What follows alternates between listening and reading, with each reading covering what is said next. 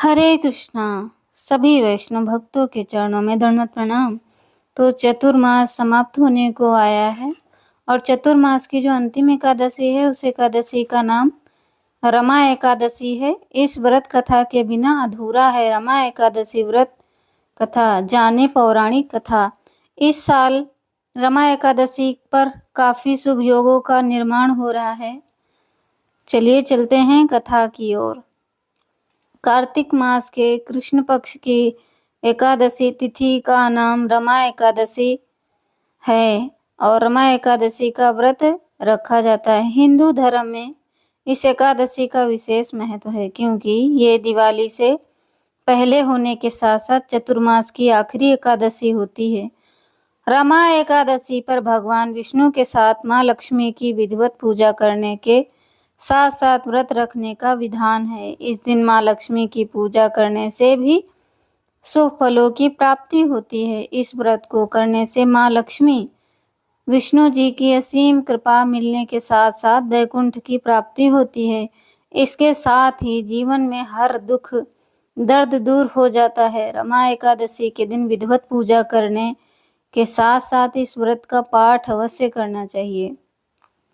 इससे शुभ फलों की प्राप्ति होती है। आइए जानते हैं रमा एकादशी की संपूर्ण कथा।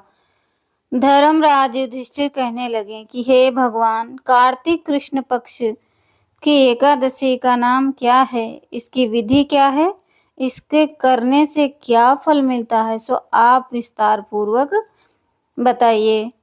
तो ये तो जो पांडव थे वो तो धर्मात्मा थे और वो ज्ञानी भी थे और सबसे बड़ी बात वो परम कृष्ण भगवान के परम भक्त थे।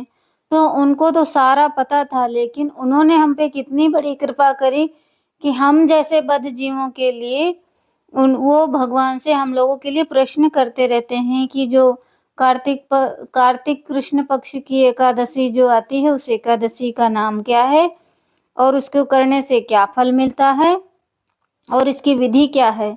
तो श्री कृष्ण कह रहे हैं कि भगवान श्री कृष्ण बोले कि कार्तिक कृष्ण पक्ष की एकादशी का नाम रमा एकादशी है।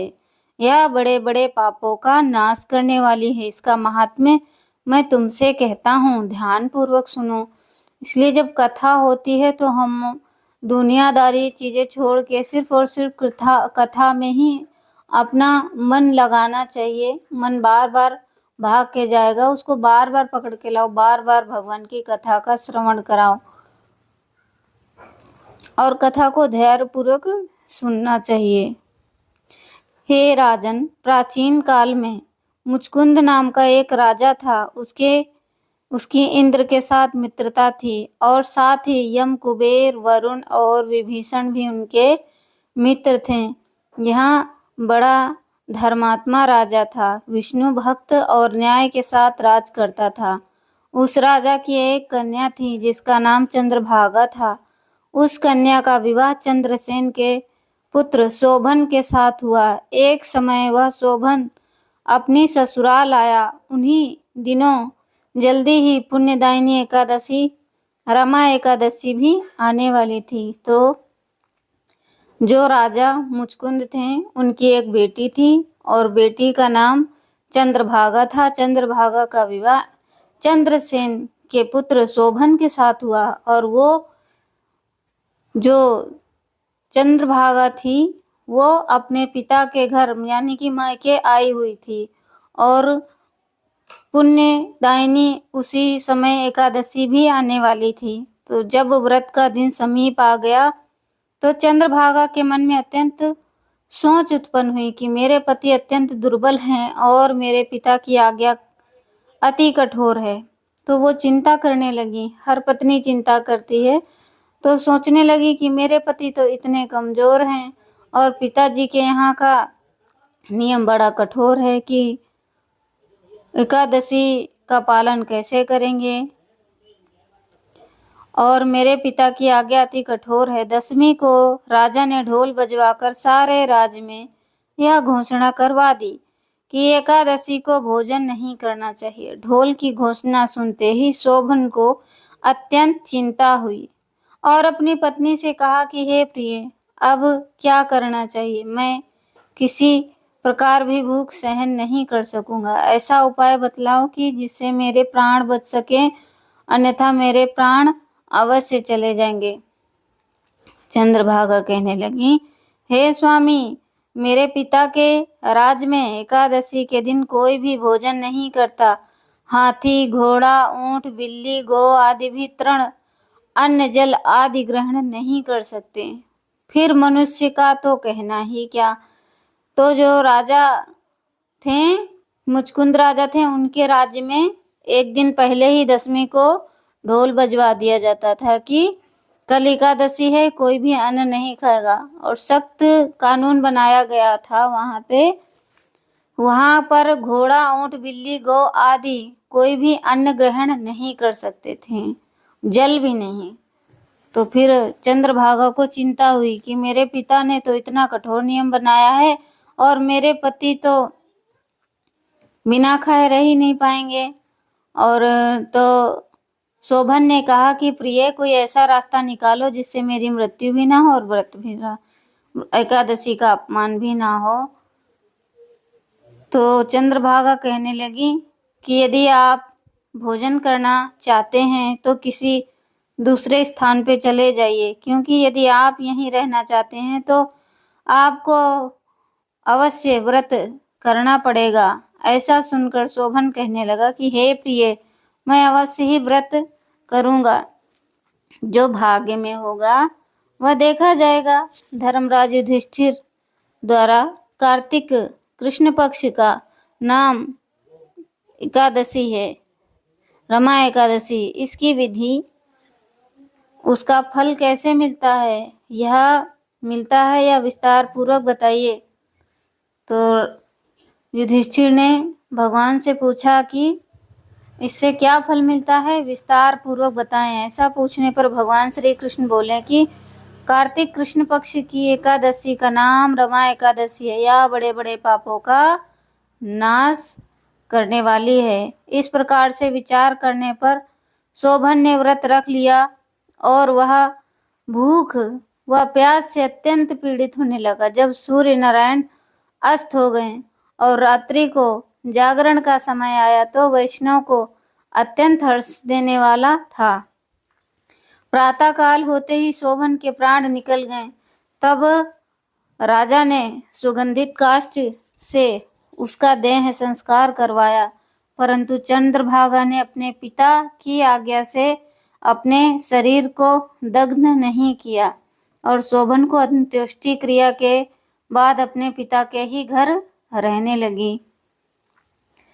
तो यहाँ पे हमें ये शिक्षा मिल रही है चंद्रभागा से कि जब किसी स्त्री का पति शरीर छोड़ दे या छोड़ दे तो उसको इधर उधर ना रह के अपने पिता के पास रहना चाहिए। अगर पिता नहीं है तो भाई, भाई नहीं है तो पुत्र, पुत्र नहीं है तो लास्ट है गुरुदेव के शरण में रहना चाहिए। स्त्री को कभी अकेले नहीं रहना चाहिए, क्योंकि रावण जैसे लोग घूम रहे हैं जो अपनी इच्छाओं को पूर्ण करने के लिए। तो स्त्री को कभी अकेले नहीं रहना चाहिए। परंतु चंद्रभागा अपने पिता के यहाँ पे रहने लगी। उन्होंने अपना दाह संस्कार नहीं किया, अपने पति के साथ में सती ग्रहण नहीं किया।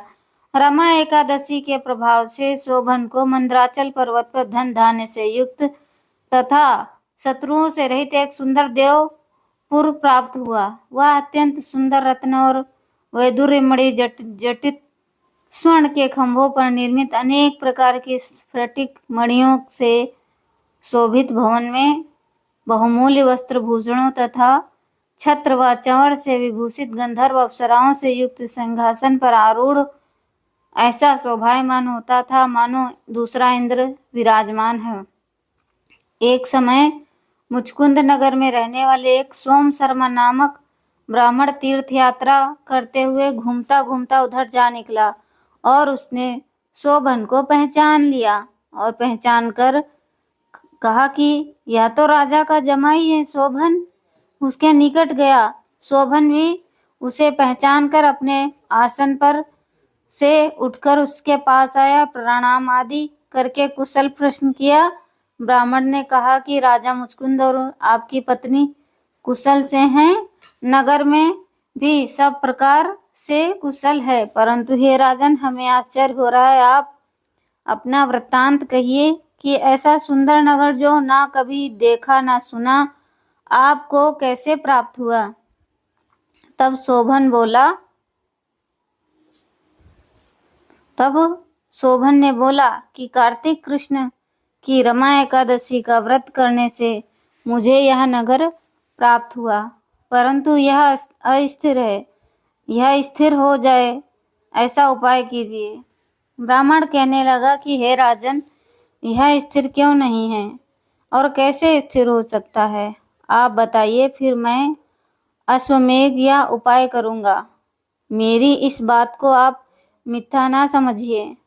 शोभन ने कहा कि मैं इस व्रत को श्रद्धा रहित होकर किया, अतः यह सब कुछ अस्थिर है। यदि आप मुचकुंद की कन्या चंद्रभागा को यह वृत्तांत कहें तो यह स्थिर हो सकता है। ऐसा सुनकर उस श्रेष्ठ ब्राह्मण ने अपने नगर लौटकर चंद्रभागा से सब वृत्तांत कह सुनाया। ब्राह्मण के वचन सुनकर चंद्रभागा बड़ी प्रसन्नता से ब्राह्मण से कहने लगी, हे ब्राह्मण, ये सब बातें आपने प्रत्यक्ष देखी हैं या स्वप्न की बातें कर रहे हैं? ब्राह्मण कहने लगा कि हे पुत्री, मैं महावन में तुम्हारे पति को प्रत्यक्ष देखा है, साथ ही किसी से विजय ना हो ऐसा देवताओं के नगर के समान उसका नगर भी देखा।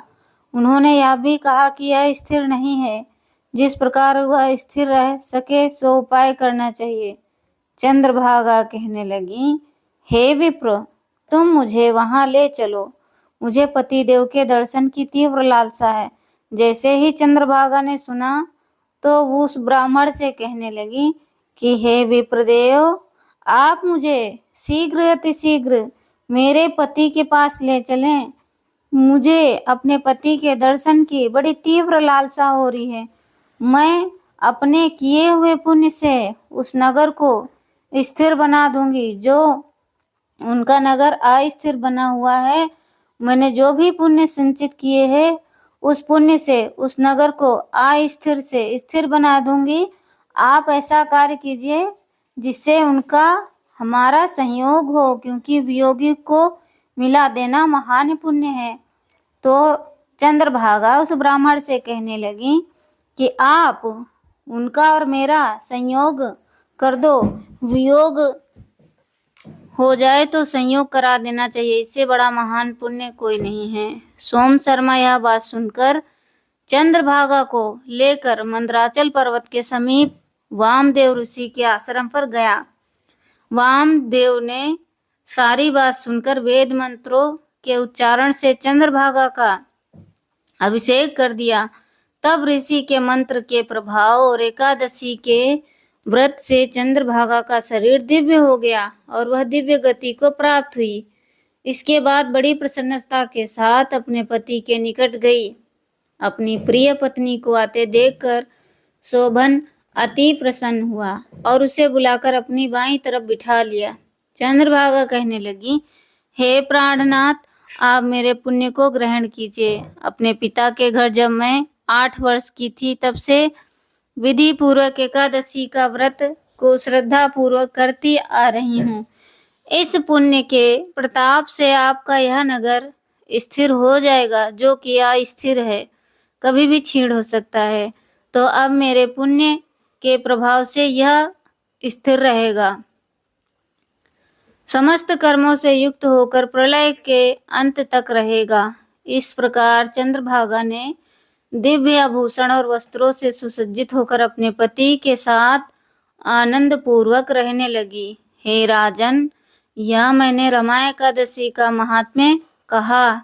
जो मनुष्य इस व्रत को करते हैं, उनके ब्रह्म हत्यादि समस्त पाप नष्ट हो जाते हैं। कृष्ण पक्ष और शुक्ल पक्ष दोनों की एकादशियां समान हैं, इसमें कोई भेदभाव नहीं है। दोनों समान फल देती हैं। जो मनुष्य इस महात्म्य को पढ़ते अथवा सुनाते हैं, समस्त पापों से छुटकारा मिल जाता है, विष्णु लोक को प्राप्त होता है। तो एकादशी के दिन हमें अधिक से अधिक नाम जप करना चाहिए। नाम जप के साथ साथ में भगवान की कथा करनी चाहिए, श्रवण करना चाहिए। श्रवण करने से हमारी भक्ति है जो वो अटूट हो जाती है।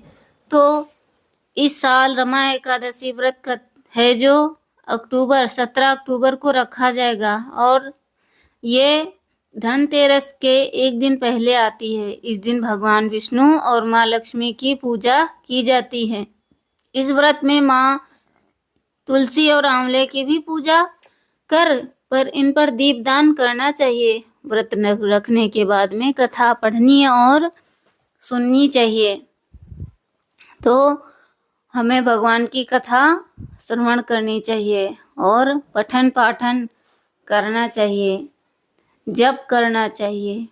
और एकादशी के दिन किसी के भी प्रजल्पा ना करें, किसी की निंदा स्तुति ना करें, सिर्फ और सिर्फ भगवान के नाम का जाप करें, फलाहार करें। और क्या खाएं?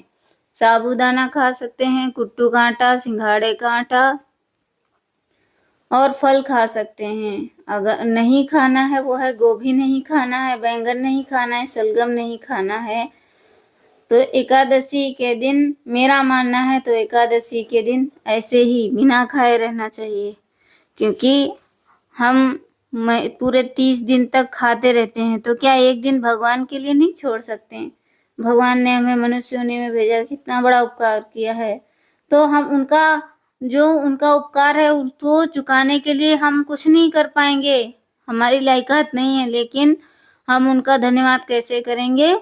एकादशी व्रत करके। एकादशी से भगवान विष्णु बहुत प्रसन्न होते हैं और एकादशी जो है वो भी हमें पुण्य फल देती हैं और भक्ति में प्रगति करवाती हैं। तो इसलिए एकादशी का व्रत सावधानी पूर्वक रखना चाहिए और घर में संकीर्तन करना चाहिए। लोगों को भी प्रेरणा देनी चाहिए कि वो भी एकादशी का व्रत रखें। ऐसे धीरे धीरे जब पुण्य संचित होंगे तो हमें कृष्ण भक्ति प्राप्त होगी और इस दुख भरे संसार में भी बार बार जन्म मृत्यु जरा व्याधि में नहीं आना पड़ेगा। रमा एकादशी व्रत तिथि शुभ मुहूर्त है। पंचांग के अनुसार रमा एकादशी का व्रत हर साल कार्तिक महीने की कृष्ण पक्ष एकादशी तिथि को रखा जाता है। एकादशी तिथि की शुरुआत 16 अक्टूबर को यानी कि आज सुबह 10:35 से शुरू हो चुकी है और 17 अक्टूबर को सुबह 11:12 पर समाप्त होगी। 17 अक्टूबर को उदया तिथि मान्य रहेगी, इसीलिए 17 अक्टूबर को रमा एकादशी का व्रत रखा जाएगा। पूजा के लिए शुभ मुहूर्त है, अभिजीत मुहूर्त है, प्रातः 11:43 से दोपहर 12:29 तक रहेगा। अमृतकाल मुहूर्त है, प्रातः 11:26 से दोपहर 1:60 तक रहेगा। पारण का समय है 18 अक्टूबर 2025 सुबह 6:24 से लेकर 8:41 तक रहेगा। और पूजन विधि है 17 अक्टूबर की सुबह ब्रह्म मुहूर्त में उठकर स्नान करें। स्नान के बाद स्वच्छ पीले या सफेद वस्त्र धारण करें, क्योंकि ये दो रंग भगवान विष्णु और माता लक्ष्मी को अति प्रिय हैं। पूजा स्थल को शुद्ध गंगा जल का छिड़काव करें। अब दीप प्रज्वलित करें और भगवान विष्णु के समक्ष बैठकर व्रत का संकल्प लें। पूजा प्रारंभ करते समय भगवान विष्णु का पंचामृत दूध, दही, घी और शहद शुद्ध जल से अभिषेक करें। जिनके पास लड्डू गोपाल हैं वो अपने लड्डू गोपाल का अभिषेक करें। अगर विष्णु भगवान के विग्रह हैं यानी मूर्ति हैं तो उनका अभिषेक करें। और अगर आपके पास फोटो है तो सारी चीज़ें एक में मिक्स करके तुलसी पत्ता डाल के भगवान के आगे रख दें। भगवान विष्णु पर अभिषेक के बाद में उन्हें पीला चंदन, अक्षत, चावल, मौली, रक्षा सूत्र, पुष्प, तुलसी दल, मेवा अर्पित करें। भगवान विष्णु की पूजा के पश्चात माता लक्ष्मी की भी विधिवत पूजा करें। उन्हें कमल पुष्प, गुलाब या पीले फूल अर्पित करें। पूजन के बाद रमा एकादशी व्रत कथा अवश्य सुने या पढ़ें। भगवान विष्णु और माता लक्ष्मी की संयुक्त आरती करें। उसके पश्चात परिवार के सभी सदस्य इस मंत्र का जाप करें। ओम नमो भगवते वासुदेवाय। ओम नमो भगवते वासुदेवाय या ओम लक्ष्मणे नमः। व्रतधारी दिन भर उपवास रख सकते हैं। अगले दिन द्वादशी तिथि को प्रातः पूजा कर ब्राह्मण या किसी जरूरतमंद को दान दें। उसके बाद व्रत का पारण करें। रमा एकादशी पूजा मंत्र। ओम नमो नारायण। ओम नमो नारायण। ओम श्री विष्णवे च विद्महे वासुदेवाय धीमहि तन्नो विष्णु प्रचोदयात्। दंताभये चक्रधरो दाधानं कराग्र स्वर्णघटं नेत्रं धृताब्जया लिंगी तं पुत्रया लक्ष्मी गणेशं कनकाभमीडे। रमा एकादशी उपाय। रमा एकादशी के दिन काली चींटियों को आटा या चीनी खिलाने की परंपरा अत्यंत शुभ मानी जाती है। यह उपाय रुके हुए कार्यों को पूर्ण करने वाला माना जाता है। रमा एकादशी पर देवी लक्ष्मी की पूजा में कुछ विशेष वस्तुएं चढ़ाने का विधान है। इस दिन माता को मखाना की खीर, कमल का पुष्प, बतासा, कौड़ी और सुगंधित धूप दीप अर्पित करें। मखाना और खीर समृद्धि और शुद्धता का प्रतीक है। कमल का पुष्प माता लक्ष्मी का प्रिय फूल है जो वैभव और शांति लाता है। बतासा मिठास और सौहार्द का प्रतीक है। कौड़ी को लक्ष्मी का स्वरूप माना जाता है। इसे अर्पित करने से आर्थिक स्थिरता बनी रहती है। तो ये सारे उपाय कीजिए, भगवान विष्णु को प्रसन्न कीजिए, माता लक्ष्मी को प्रसन्न कीजिए, भक्ति करें, स्वस्थ रहें और हरे कृष्णा।